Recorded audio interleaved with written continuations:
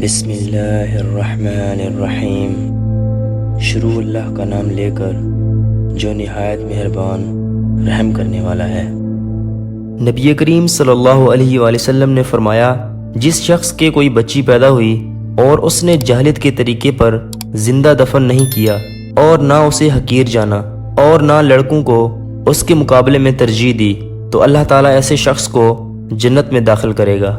نعمان بن بشیر رضی اللہ تعالیٰ عنہ سے روایت ہے کہ انہوں نے کہا کہ میرے والد بشیر رضی اللہ تعالیٰ عنہ مجھے لیے ہوئے حضور اکرم صلی اللہ علیہ وآلہ وسلم کی خدمت میں حاضر ہوئے اور کہا، اے اللہ کے رسول صلی اللہ علیہ وآلہ وسلم، ایک غلام میرے پاس تھا، میں نے اس لڑکے کو بخش دیا۔ آپ صلی اللہ علیہ وآلہ وسلم نے پوچھا، کیا اپنے سب لڑکوں کو غلام دیے ہیں؟ انہوں نے کہا، نہیں۔ تب حضور اکرم صلی اللہ علیہ وآلہ وسلم نے فرمایا، اس غلام کو واپس لے لے۔ ایک اور روایت میں یہ ہے کہ آپ صلی اللہ علیہ وآلہ وسلم نے پوچھا، کیا تو نے اپنے سب لڑکوں کے ساتھ ایسا ہی معاملہ کیا ہے؟ انہوں نے کہا، نہیں۔ تو آپ صلی اللہ علیہ وآلہ وسلم نے فرمایا، اللہ تعالیٰ سے ڈرو اور اپنی اولاد میں برابری و مساوات کا معاملہ کرو۔ ایک اور روایت میں یہ ہے کہ آپ صلی اللہ علیہ وآلہ وسلم نے فرمایا، تو پھر تو مجھے گواہ مت بنا، میں ظلم کا گواہ نہیں بنوں گا۔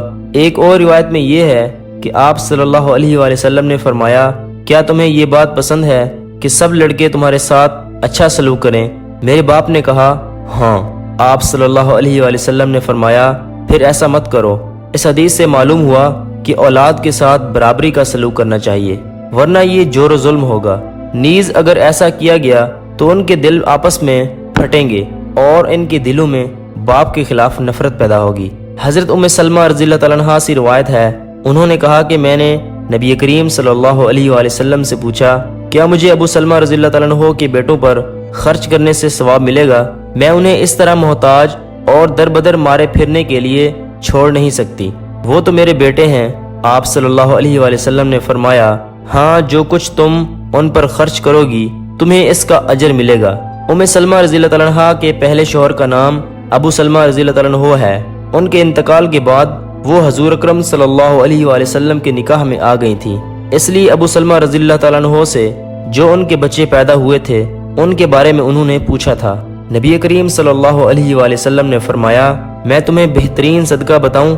وہ تیری بیٹی ہے جو تیرے پاس لوٹائی گئی ہے اور اسے کوئی تیرے سوا کما کر کھلانے والا نہیں ہے، یعنی ایسی لڑکی جس کی بدصورتی یا جسمانی نقص کی وجہ سے شادی نہیں ہوتی یا شادی کے بعد طلاق مل گئی ہے اور تمہارے سوا اسے کھلانے پلانے والا کوئی اور نہیں ہے، تو اس پر تم جو کچھ خرچ کرو گے وہ اللہ تعالیٰ کی نگاہ میں بہترین صدقہ ہوگا۔